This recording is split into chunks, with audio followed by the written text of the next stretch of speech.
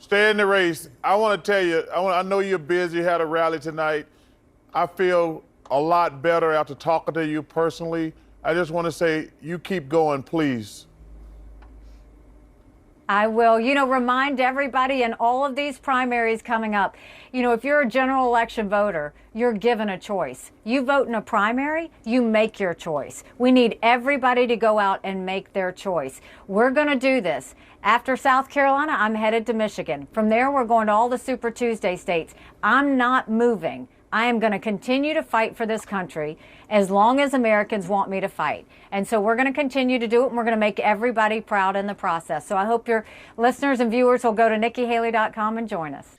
All right, guys, so we got to talk about Nikki Haley, who I believe is getting more delusional the closer that it gets to the South Carolina primary, her home state that she almost certainly is going to lose, okay? And while she's being asked questions about race on platforms like CNN by Charles Barkley, who seems to want to vote for Nikki Haley, his only reservation is that she doesn't come out here and routinely say that the country's racist. On outlets like Fox News, she's been asked real questions by journalists like Harris Faulker, who actually is talking to Nikki Haley about things that I think actually really matters. Like, for example, why is she still in the race, considering how she doesn't have a shot at winning at all, okay? And about her foreign policy. I think that if you're going to talk to Nikki Haley about anything, it shouldn't be race, okay? It should really be about why are you actively working against the Republican Party by making the sure nominee use campaign funds to continue to campaign against you, even though you don't have a chance.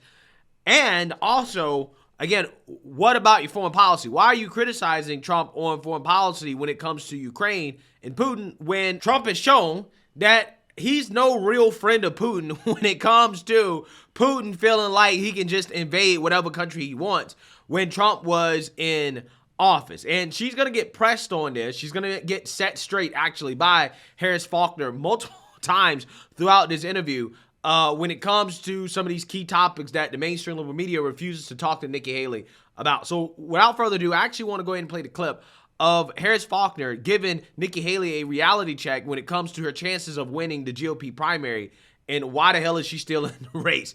Take a look. Showed a lot of polls in the front.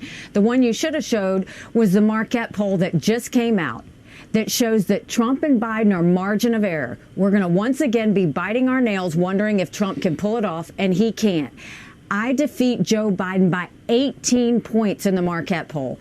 The thing is, we have to make sure that we can win. We want to do all these changes in our country. None of those changes matter if we can't beat Biden. And we've got to get that done. And that's why these primaries matter, is we can talk about who we like all day long. But at the end of the day, if who you like can't win, then we're in a whole ball of mess. And we cannot take 4 more years of Joe Biden. How do you get there? This Saturday, the primary. How do you get there beyond the state when you haven't won a state yet? How do you win your first state? I mean, it's amazing to say I haven't won a state yet. You've only had 3 states that have voted. Well, it's not amazing. We need to South go ahead and let Carolina's these winner states take all. I mean, it's yeah, but we need to let she's these going to pick up states- more delegates. South Carolinians have not voted yet. South Carolinians have not voted yet. Fair. Look, if you and everybody else tells me to get out of this race, I'm not telling you it would be the anything. longest general election race in history. Keep in mind, 70% of Americans have said they don't want Trump or Biden. They are the most disliked politicians in America. 60% of Americans have said Donald Trump's too old and Joe Biden's too old to run for president. We have to win, and we need a new generational leader that can put in 8 years of hard work, day and night, making sure we get things done. No drama, no vendettas, just results for the American people. I'm determined to go to every single state and give people the right. If 70% don't want Trump or Biden, let them have another option. Let's let them vote. Let's let this play out. 10 days after South Carolina, 20 plus states and territories will. Yeah, so you seen that, you heard that. Okay, so Harris Faulkner is giving Nikki Haley a reality check here about how, look, we understand that you believe that you're the best candidate to take down Joe Biden. Now, do I believe those polls that say that Nikki Haley is up 18 points over Joe Biden? No, right? I don't believe that at all, okay? I mean, I don't know in what world is Nikki Haley going to beat Joe Biden by 18 points, okay? And I'm not saying that because I believe that Joe Biden is a strong candidate. I just don't believe there are that many Nikki Haley supporters. But who knows? Maybe there are that many Nikki Haley supporters. I just personally don't believe it, okay? I believe that some of those polls have to be flawed, okay? Because I just do not believe that Nikki Haley has that much support, okay? Because if she did have that much support, you would think that she would be doing better in the Republican primary, okay? It seems as if, I don't know, maybe Democrats like Nikki Haley more than Joe Biden. Maybe that could be it. And that says a lot about Nikki Haley, because I personally don't believe that a Nikki Haley presidency would be all that much different than a Joe Biden presidency, especially when you're talking about foreign policy, okay? Nikki Haley's foreign policy is the exact same foreign policy as Joe Biden's foreign policy, okay? So I don't think it would be that different. But I think the point that Harris is trying to make to Nikki is that, yes, you can come out here all day and talk about how you're the best general election candidate, which I'm not even sure if I believe that, but let's just take her word for it. Your message is not resonating with the base of the Republican Party, okay, because you haven't won a state and you have not articulated a plan or any kind of reasonable explanation for how you're going to win the Republican primary when you can't win a state. And the polls have been pretty accurate when it comes to the Republican primary thus far, which would indicate that you don't have a shot. Like Nikki Haley, you're going to lose all 50 states, okay? If you keep going, you're going to lose all 50 states. Because you can come out here and say all day long that, well, Joe Biden and Trump, they're both too old, and you can try to equate Joe Biden and Trump. But it's just not working, because most people can see that it's not that Biden is too old. It's just that Biden's age has caught up to him so much that he's experiencing cognitive difficulties that Trump is not experiencing. Trump is still pretty sharp for his age, and this is not resonating that much with Republican voters. And also the talking point of, well, you know, Trump has 91 indictments or whatever, and he has too much drama and blah, blah, blah, blah, blah, blah, blah. That's also not resonating, because everybody knows it's a political witch hunt.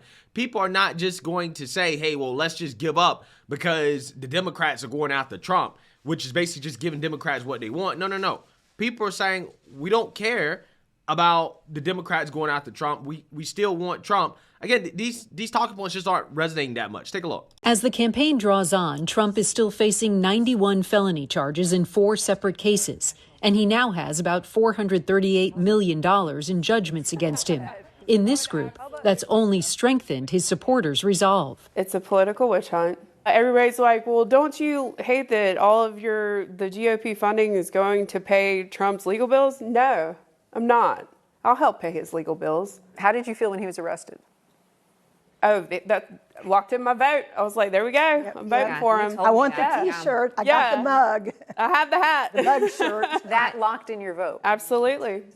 I would hope that if, he's exonerated, then everybody accepts that. I hope that if, some things in different places are proven true, then people will accept that. Mm-hmm. What I'm seeing is the narrative is he's bad. We're just going to keep throwing things at him. He's bad, he's bad, he's bad. So the public needs to believe he's bad, and this is the narrative we're going to throw at you. Why don't we do a show of hands? Yes. If any of you change your votes.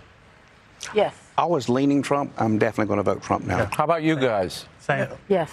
I went to both the Nikki Haley town hall and now the Donald Trump town hall, and I can safely say that I think I'm going to vote for Donald Trump. Matt? Well, like you said last night, I was 50-50, kind of riding the line, but Trump really pulled pretty hard today. I really enjoyed we didn't have to talk jokes, let's just talk policy, and for once we got that out of Donald Trump today. I think what we've seen here, though, yesterday, at least 3 of you were very undecided. Mm-hmm. Donald Trump really flipped this, and now we have a unanimous panel of Trump supporters. Yes. Did you expect that's where you'd land, Eric?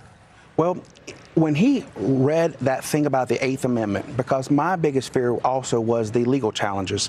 And to me, even though it was simplistic, it showed me he had at least a strategy. Like he has a plan to get out of these troubles. Mm-hmm. And for me, when he said that he was doing it for America, I believed him. And so therefore I felt to myself, I owe him that, at least to give that vote to him on that, for that reason. Matt, when I said to him, you could just say I'm done. Like, I can't, this is too much. I mean, for most human beings, it would be too much. Give up. I mean, my heart breaks for him, for what has happened. You could see it in his eyes when, I forget who asked it today, but you could see it in his eyes when he said, I'm not worried about my safety. I'm worried about the safety of this country and its people. That was a very powerful remark by the president. I think so too. That clever remark. Yeah, so like I told you guys, Trump had an excellent town hall the other day. And again, one of the reasons why is because Trump talked policy. He talked about Ukraine, foreign policy. He pushed back against the narrative from the liberal media. Again, it was one of those times where it wasn't a bunch of, asking Trump questions that are really irrelevant, but it really was kind of a policy type of town hall where people can actually kind of see what Trump's plans are and what he's actually thinking about on certain issues. And that's why I said I think it went pretty well for him, okay? And it turns out that town hall has helped kind of solidify his support when it comes to people who are on defense, which is, again, bad news for Nikki Haley, okay? Terrible news for Nikki Haley going into South Carolina. So, again, Nikki Haley was asked about foreign policy, particularly this issue of Ukraine, and she goes with the MSNBC, CNN, Democrat talking points that somehow, some way, Trump is asset of Putin, and that he is supporting a dictator and, yada, yada, yada, okay? And Harris Faulker, once again, is going to give Nikki Haley a reality check when it comes to this issue of Trump, Putin, Russia, Ukraine. Take a look.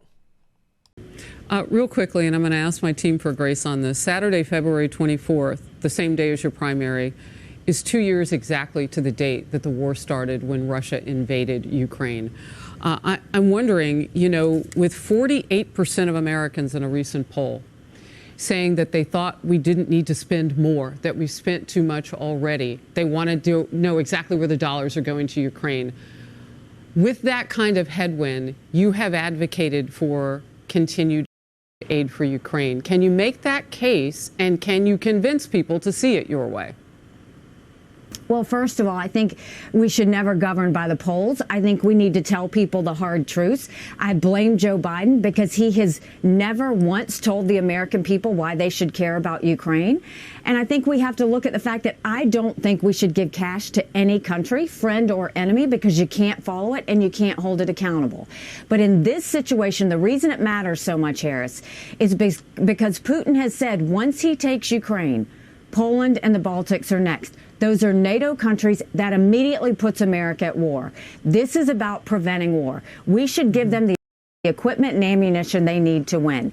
It is only 3.5% of our defense budget, and it saves us in the long run from having to send more resources or any of our men and women to do that. We don't want war. We've got to prevent it. And I'll tell you what was really dangerous is you had Donald Trump go and say that he would side with Putin over those NATO countries that aren't pulling their weight. And he even doubled down and said he would encourage Putin to invade those countries that aren't pulling their weight. We can't have that kind of language when he goes off script from a teleprompter, because you've got to look at the fact that Trump just sided with a thug that kills his political opponents. He just sided with a man who goes and arrests American journalists and holds them hostage. He sided with him over the allies who stood with us at 9/11. Ambassador, I understand that you take it that way and that's what you heard. And we'll have to see how all of this plays out. This president didn't have an invasion by Putin on his watch, the only one in recent presidents. So there is that to be said about it. I can't wait for you to debate him or somebody along the way to give Americans you say deserve that choice. And you're right about that. But we'll see. You got to win a state. And we'll be watching on Saturday. And he should debate. He should debate. He should answer these questions about Ukraine. He should answer questions about Social Security and why he wants to cut benefits. He should answer questions about raising taxes. Those matter. You and I always have a spirited talk. I'm so grateful for your time. Thank you very much. Good to see you. Thanks so much. Go to NikkiHaley.com. Yeah, so I'm not sure if you guys picked up on that little cheap shot that Nikki Haley threw in there at the end, where she basically accused Trump of wanting to cut Social Security, which is not true. Actually, I mean, she's the one that actually is trying to raise the retirement age and do all this stuff to Social Security that she knows is not popular. And I'm not saying it's not necessary. I'm just saying she knows it's not that popular. I just think that it's so funny how she tried to kind of throw that on Trump, even though that's kind of her position, right? I think that she's a lot more closer to that than Trump is. But again, Harris Faulker, right, at the end there, threw a little shot in at Nikki Haley saying, well, yeah, you got to win a state. Let's see if you can win a state. Okay. And also on top of that, you're saying all this stuff about Trump I guess, supporting Putin or whatever, which again, this is a Democrat Party talking point. But under Trump, the fact remains that Putin did not launch a new invasion, okay? Putin said, you know what, under Trump, I'm not going to do things I felt comfortable with doing under Bush, doing under Obama, and doing under Biden, right? Those are the facts. Doesn't matter what the mainstream liberal media says. Under Trump, these dictators knew that you could not try him, okay? And if you tried Trump, there would be consequences, right? Just ask Iran and General Soleimani, right? How did that work out, right? There were consequences when you tried Trump, okay? They saw that Trump did that, okay? And he threw up the American flag like the set, and they said, okay, this guy's serious, okay? This guy is not effing around, okay?